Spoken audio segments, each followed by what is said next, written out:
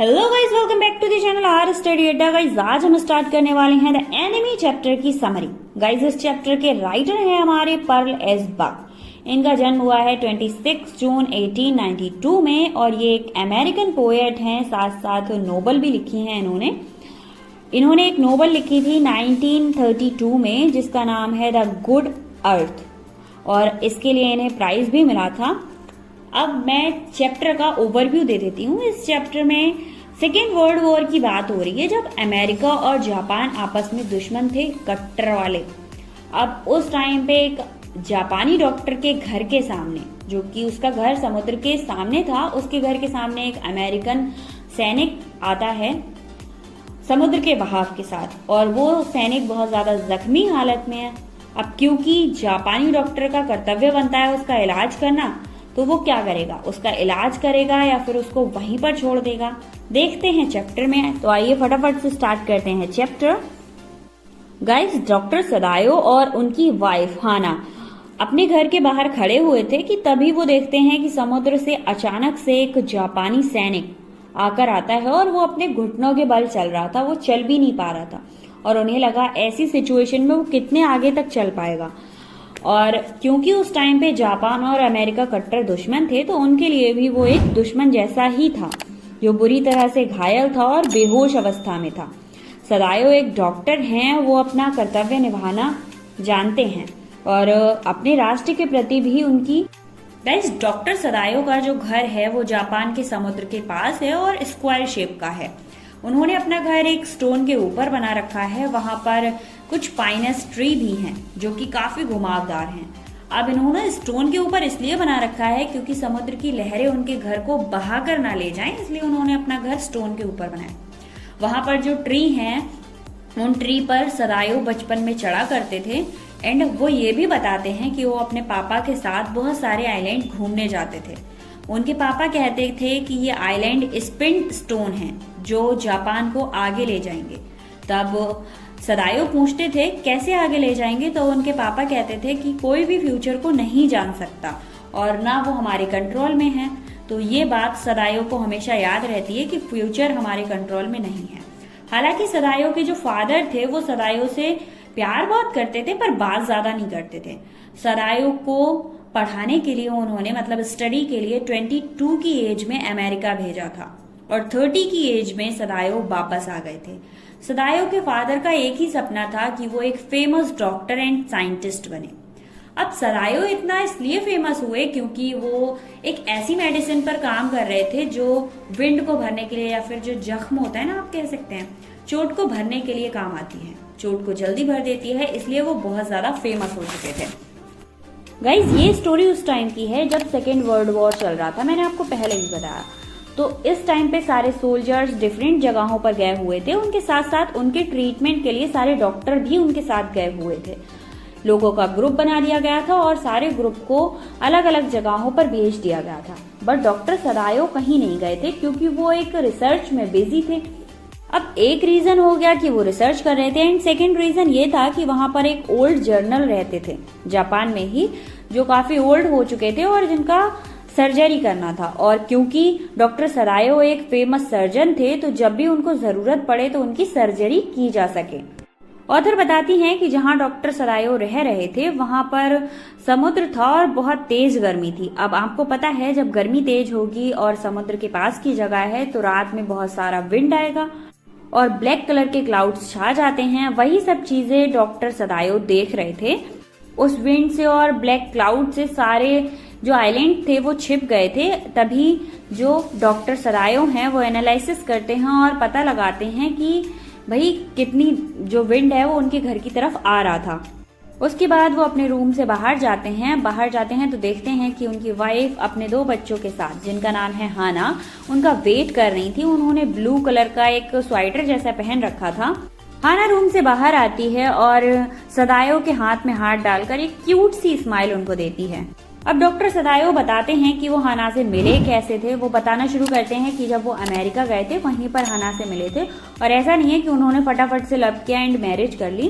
पहले उन्होंने हाना के बारे में सब कुछ पता किया था क्योंकि डॉक्टर सदायो जानते थे कि उनके फादर कभी भी अदर कास्ट की लड़की को एक्सेप्ट नहीं करेंगे, तो उन्होंने पहले जान लिया था कि हाना जैपनीज है या नहीं।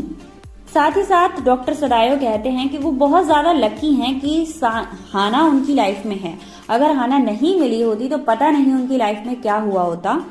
वो बताते हैं कि वो हाना से एक अमेरिकन प्रोफेसर के घर पर मिले थे और अमेरिकन प्रोफेसर की जो वाइफ थी वो काफी काइंड थी।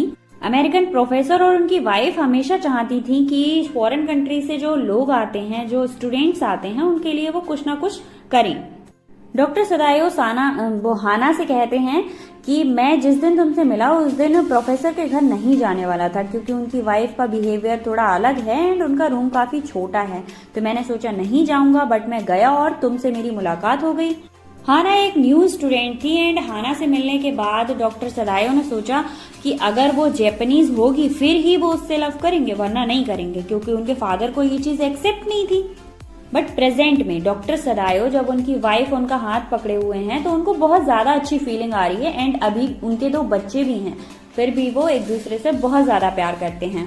गाइस, इसके बाद ऑथर बताती हैं कि हाना और सदायो ने यूं ही शादी नहीं कर ली थी। पहले उन्होंने अपनी स्टडी कंप्लीट की थी, फिर सदायो अपने घर आए थे, फिर हाना को साथ लेकर आए थे, परमिशन ली थी एंड पुराने जैपनीज तरीके से ही शादी की गई थी। भाई रोमांटिक सिचुएशन आ चुकी है और हाना इस टाइम पर सदायो के फेस पर हाथ रख ही रही थी कि तभी एक सामने से जो विंड जैसा था उसमें से एक आदमी आ रहा होता है। आपको पता है वो कौन था और कहां से आ रहा था? एक्चुअली वो समुद्र से निकल कर आ रहा था और विंड के कारण उसका फेस एंड बॉडी क्लियर नहीं हो रही थी, बस उसकी शेडो जैसी दिखाई दे रही थी। वो एक अमेरिकन सिपाही था और बहुत बुरी हालत में था, जख्मी था। वो अपने हाथ और पैरों से ठीक तरह से चल भी नहीं पा रहा था, बेहोश हालत में था। गाइज, वो एक यंग लड़का था, उसकी एज ज्यादा नहीं थी एंड लंबे लंबे बाल थे। उनका फेस देखकर ऐसा लग रहा था कि इसे काफी ज्यादा टॉर्चर किया गया है। उस इंसान के गोल्डन कलर के हेयर थे एंड लंबी लंबी शेविंग थी, क्योंकि उसने काफी टाइम से शेविंग क्लीन नहीं की थी सॉरी। एंड फिर डॉक्टर सदायो एक सर्जन थे, तो उन्हें पता चल जाता है कि उसकी बॉडी में जरूर कोई हुंड है, और हुंड का मतलब कोई भी जख्म है। और फिर जब वो चेक करते हैं तो उसके बैक पार्ट पर बहुत ज्यादा चोटें लगी हुई थी, और वो चोट नहीं थी, वहां पर गोली लगी हुई थी। गोली के जख्म पर पत्थर लगने की वजह से वो और ज्यादा गहरा हो गया था। क्योंकि डॉक्टर सदायो एक सर्जन थे, उन्होंने कुछ ट्रीटमेंट जैसा किया, मतलब कुछ चीज उठाकर लगाई जिससे उसका ब्लड बहना बंद हो गया। हाना कहती है कि ये बहुत ज्यादा जख्मी हालत में है एंड ये है कौन, तो उसे डॉक्टर सदायो बताते हैं कि ये एक अमेरिकन सिपाही है और हमारे लिए एक प्रिजनर है। मतलब जो लोग दूसरे देश में आ जाते हैं, दूसरे देश में सिपाही, तो जब पुलिस उन्हें पकड़ लेती है तो वो हमारे लिए एक प्रिजनर ही होते हैं। अब सदायो और उसकी वाइफ हाना दोनों सोचते हैं कि अब क्या किया जाए। अगर हम घर में ले जाएंगे तो पुलिस हमें पकड़ लेगी, और हम इसे यहाँ छोड़ देते हैं तो ये बीमार है। तो सदायो कहते हैं कि हम इसे फिर से सी में फेंक देते हैं, क्योंकि अगर पुलिस के हवाले करेंगे तो पुलिस इसे मार डालेगी।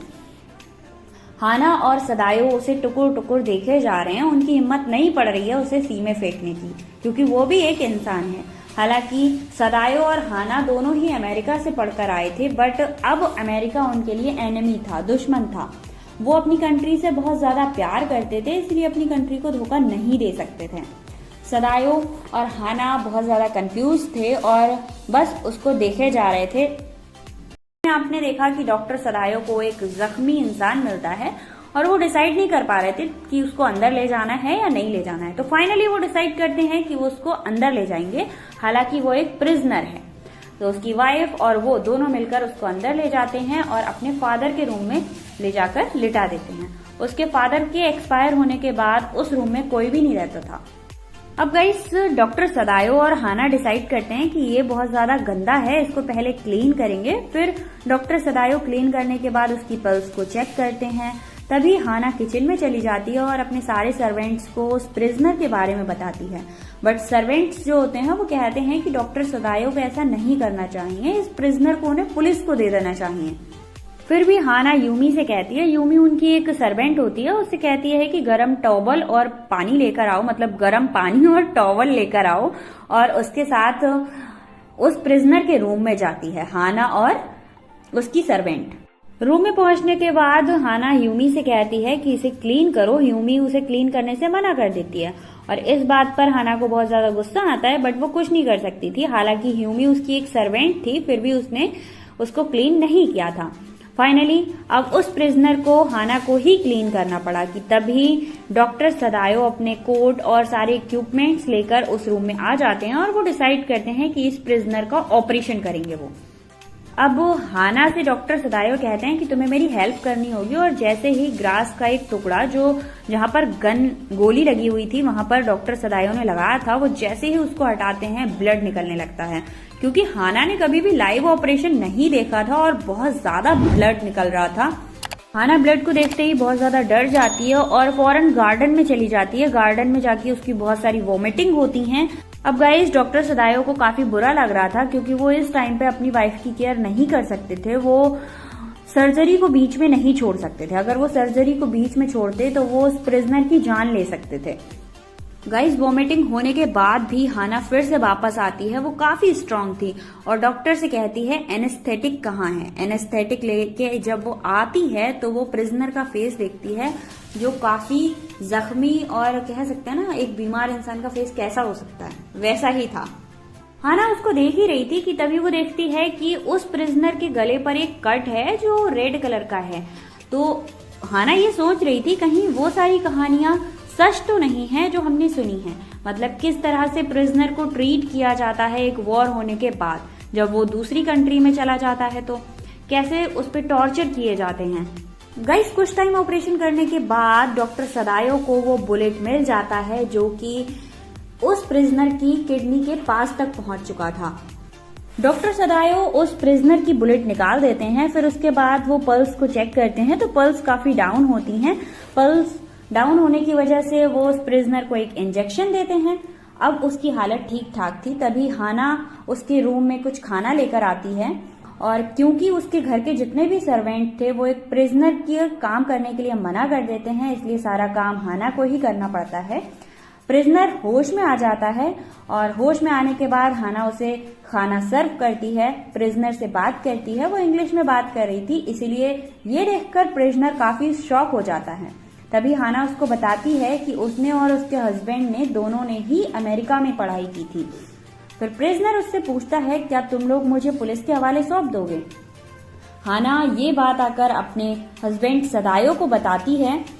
वहीं पर हाना के घर के जितने भी सर्वेंट थे वो ये सोच रहे थे कि मिस्टर सदायो और हाना दोनों ही अमेरिका से स्टडी करके आए हैं, तो शायद उनकी सोच भी अमेरिकन हो गई है और इस प्रिजनर के लिए उनका जो प्यार है वो बना हुआ है। अब इस बात पर जो डॉक्टर सदायो हैं, जब उनको ये बात पता चलती है तो डॉक्टर सदायो कहते हैं नहीं ऐसा कुछ भी नहीं है, क्योंकि मैं एक डॉक्टर हूं और मेरा काम है एक पेशेंट का इलाज करना, और क्योंकि ये प्रिजनर बहुत ज्यादा जख्मी था इसीलिए मुझे इसका इलाज करना पड़ा। डॉक्टर सदायो कहते हैं कि उनकी ट्रेनिंग ही ऐसी रहती है कि वो हर इंसान की हेल्प कर सकें। सदायो कहते हैं पर हमारे जो सर्वेंट हैं वो इस बात को कभी भी नहीं समझ पाएंगे। उनके घर के जो सर्वेंट थे वो आपस में डिस्कशन करने लगते हैं उस प्रिजनर के बारे में, सदायो के बारे में और हाना के बारे में। वो कहते हैं कि ये लोग नहीं समझ रहे हैं कि एक एनिमी को रखने से क्या क्या नुकसान हो सकते हैं इन लोगों को। पर हाना भी इस चीज को समझ रही थी कहीं ना कहीं, पर वो कर भी क्या सकती थी। वो इंसान बहुत ज्यादा जख्मी था और उसको ऐसी हालत में छोड़ देना इंसानियत तो नहीं था। उस प्रिजनर ने अपना नाम टॉम बताया था। हाना ने जब उसका नाम पूछा था तो उसने कहा था कि मेरा नाम टॉम है। हाना कहती है कि वो अच्छे से जानती है कि इस प्रिजनर को अपने घर में रखना एक बहुत ही खतरनाक काम है। डॉक्टर सदायो काफी दिनों तक उसे ट्रीटमेंट देते रहे एंड लास्ट में उन्होंने कहा कि अब बस तुम 2 वीक्स में ठीक हो जाओगे। डॉक्टर सदायो बताते हैं कि वो चीफ ऑफ पुलिस को एक लेटर भेजना चाहते थे, बट वो ऐसा नहीं कर पाए। ऑपरेशन के 7th डे पर कुछ 2 बड़ी चीजें होती हैं। फर्स्ट चीज थी कि उनके जो सारे सर्वेंट थे उन लोगों ने अपने बैग पैक कर लिए थे और वो उस घर को छोड़कर जा रहे थे। वो जाते टाइम काफी सैड हो जाते हैं क्योंकि उन्हें बहुत अच्छी अनुभव रहा था उनका इस घर में, तो वो उस घर को छोड़ना नहीं चाह रहे थे, बट वो इस प्रिजनर की वजह से उस घर को छोड़ रहे थे। अब डॉक्टर सदायो और हाना दोनों को मिलकर उस घर को संभालना था क्योंकि कोई भी सर्वेंट नहीं था काम करने के लिए, और साथ में एक प्रिजनर था जो कि बहुत बुरी हालत में था या बीमार था, उसकी सेवा के लिए भी कुछ लोगों की जरूरत थी। दूसरी चीज ये होती है कि एक जर्नल का ऑफिसर उनके घर आता है और उसने पूरी यूनिफॉर्म पहन रखी होती है। उसे देखकर हाना काफी डर जाती है, क्योंकि हाना को लगता है कि हमारे जो सर्वेंट हैं उन्होंने सारी बातें जाकर पुलिस को बता दी हैं और वो ऑफिसर सदायो को अरेस्ट करने के लिए आया है। बट ऐसा कुछ था नहीं, वो इसीलिए आया था क्योंकि जो जर्नल थे जिनकी ट्रीटमेंट के लिए सदायो रुके हुए थे उनकी तबीयत बहुत ज्यादा खराब हो गई थी। अब डॉक्टर फटाफट से जर्नल के घर जाते हैं और उनका ट्रीटमेंट करना स्टार्ट करते हैं और साथ ही साथ वो जर्नल को सारी इन्फॉर्मेशन बताते हैं कि उन्होंने एक प्रिजनर को अपने घर में रख रखा है और सारी बातें बता देते हैं। बट जो जर्नल थे वो बिल्कुल भी गुस्सा नहीं होते हैं और वो कहते हैं कि तुम्हारा काम है लोगों की हेल्प करना एंड लोगों का इलाज करना और आपका काम है लोगों की जान बचाना, शायद इसीलिए मैं भी आप पर बहुत ज्यादा विश्वास करता हूँ। उसके बाद जर्नल डिसाइड करते हैं कि वो कुछ प्राइवेट असिस्टेंट्स को उसके घर भेजेंगे और वो उस प्रिजनर को मार के उसकी बॉडी को हटा देंगे और किसी को पता भी नहीं चलेगा कि वहाँ पर प्रिजनर आया था, रहा था और उसका ट्रीटमेंट हुआ था। और जर्नल कहते हैं कि वो लोग उसकी बॉडी को गाड़ देंगे, ना ब्लड होगा ना नॉइस होगी, इससे किसी को भी कुछ भी पता नहीं चलेगा। और जनरल डॉक्टर सदायो को श्योर करते हैं कि भाई तुम्हें कुछ भी नहीं होगा, ठीक है, तुम पर कोई भी आंच नहीं आएगी। और ये सब सुनने के बाद डॉक्टर सदायो अपने घर चले जाते हैं। घर जाकर वो उस प्रिजनर से मिलते हैं तो वो प्रिजनर कहता है कि उसके बैग में यानी उस हुंड के पास में थोड़ा सा पेन हो रहा है। डॉक्टर सदायो सारा चेक करते हैं और उस प्रिजनर से कहते हैं कि थोड़ी सी मसाज से और थोड़ी सी एक्सरसाइज से ये पेन बिल्कुल जा सकता है। और जो जर्नल ने उनसे कहा था वो सारी बातें कुछ टाइम के लिए वो भूल जाते हैं, उन्हें याद ही नहीं रहता कि इसे तो मारने की बात भी की गई है। और उस रात डॉक्टर सदायो चैन से नहीं सो पाए, उनकी आंखें खुली थी और जितने भी बाहर के वॉल्यूम थे, लकड़ी के टूटने के वॉल्यूम या फिर पत्थर के गिरने के वॉल्यूम, सारे वॉल्यूम उनको सुनाई दे रहे थे। डॉक्टर सदायो को लग रहा था कि वो लोग आएंगे और इस प्रिजनर को मारकर चले जाएंगे, शायद वो इसीलिए बहुत ज्यादा दुखी थे। और नेक्स्ट सुबह जब मॉर्निंग होती है तो वो उस प्रिजनर के रूम में जाते हैं और उस प्रिजनर को सामने बैठा देखकर काफी शॉक हो जाते हैं। वो प्रिजनर सुबह उठ चुका था और अपने बेड पर बैठा हुआ था। अगले दिन फिर से यार वही हवाएं चल रही थी तेजी से और तूफानी जैसा माहौल बना हुआ था। फिर वो अगले दिन उठते हैं और देखते हैं यार प्रिजनर ठीक है, वहीं पे पड़ा हुआ है। फिर वो थर्ड नाइट में फिर से तेज हवाएं चल रही थी, तेज बारिश भी हो रही थी और उस रात गार्डन में से बहुत तेज तेज आवाजें आ रही थी। भाई इतना डिटेल में क्यों समझाते हैं ये लोग, चलो कोई नहीं, चलते हैं आगे की ओर। अब डॉक्टर सदायो काफी डर चुके थे, उन्हें लगा भाई आज तो ये प्रिजनर जो है वो नहीं बचने वाला है। बट वो नेक्स्ट डे फिर उठते हैं और फिर वही सिचुएशन, फिर से वो प्रिजनर को वहीं पड़ा हुआ देखते हैं। और ताज्जुब की बात तो ये थी कि टॉम आज बहुत ज्यादा खुश था, मतलब वो प्रिजनर आज बहुत ज्यादा खुश था। फिर जो सदायो थे वो उसको ड्रेस देते हैं एंड डिसाइड करते हैं कि भाई मैं 3 रातों से बहुत ज्यादा टेंशन ले रहा हूँ, अब मैं कोई भी टेंशन नहीं लेने वाला हूँ। फिर डॉक्टर सदायो उस प्रिजनर से कहते हैं कि आज की रात मैं आपको एक बोट और खाने के सामान, कुछ कपड़े, सब कुछ दे दूंगा जिससे वो पास के आइलैंड पे जा सके। डॉक्टर सदायो बताते हैं कि उस आइलैंड पर कोई भी आर्मी नहीं है एंड कोई भी नहीं है, तुम वहां जाकर रुक सकते हो और किसी भी फिश ट्रांसफर करने वाली बोट से अपने घर जा सकते हो।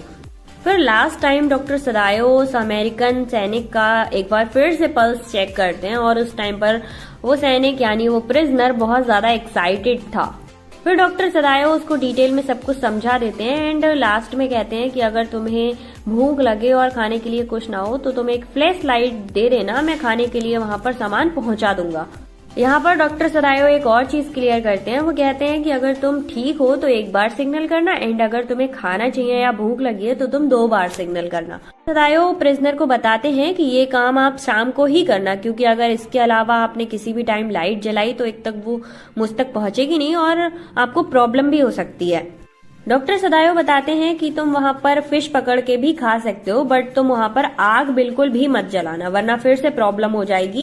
और साथ साथ वो उस अमेरिकन को कुछ जापानीज कपड़े दे देते हैं ताकि कोई भी जापानीज उनको पहचान ना पाए। अब फिर से एक बार जनरल की तबीयत खराब हो चुकी थी एंड 7 डे के बाद जब उनकी सारी सर्जरी कंप्लीट हो गई थी तो डॉक्टर सदायो ने उन्हें फिर से एक बार डिटेल में सब कुछ बताया, बट सारी बातें नहीं बताई। उन्होंने ये कहा कि वो प्रिजनर उनके घर से भाग गया है और इस टाइम तक उनके सारे सर्वेंट घर पर वापस आ चुके थे और यूवी ने उस रूम को क्लीन कर दिया था जिस रूम में उस प्रिजनर को ठहराया गया था। जर्नल कहते हैं ये वही प्रिजनर है ना जिसके बारे में मैंने कहा था कि मैं इसे एसिसिएट करवा दूंगा, मतलब मरवा दूंगा। बट उस टाइम पे मेरी तबीयत इतनी ज्यादा खराब थी कि मैं किसी और चीज के बारे में सोच ही नहीं पाया। इस कारण वहां पर वो असिस्टेंट्स को भेजना भूल गए। अब जर्नल डॉक्टर सरायो से कहते हैं कि अगर आने वाले टाइम में कोई भी मुझसे कहे कि मैं उस प्रिजनर को नहीं पकड़ पाया, नहीं मार पाया, तो तुम मेरी हेल्प करोगे ना। बट डॉक्टर सरायो तो अंदर ही अंदर जानते थे कि वो प्रिजनर एकदम सेफ एंड सेफली वहां पर रह रहा है। तो वो कहता है हाँ मैं आपकी हेल्प करूंगा, क्योंकि यहाँ पर जर्नल को ये लगता है कि जो प्रिजनर है वो उनकी वजह से ही भाग गया कहीं ना कहीं, और इस चीज का जो ब्लेम है वो जर्नल पर आएगा। इसके बाद लास्ट में डॉक्टर सरायो बताते हैं कि आज की शाम जब उन्होंने उस आइलैंड की तरफ देखा तो उन्हें कोई भी फ्लैश लाइट नहीं दिखाई दिया, मतलब उस प्रिजनर को कोई फिशिंग बोट मिल गया होगा और उस बोट के थ्रू वो अपने घर चला गया होगा। अब डॉक्टर सदायो अपने घर के बरामदे में खड़े हुए हैं और वो अमेरिका में गुजारे हुए उन पलों को याद करते हैं और उन लोगों को याद करते हैं जिनके टाइम जिनके साथ उन्होंने एक लंबा टाइम बिताया था। वो लास्ट में सोचते हैं कि यार आखिर क्यों मैं उस अमेरिकन प्रिजनर को नहीं मार पाया, या फिर पुलिस के हवाले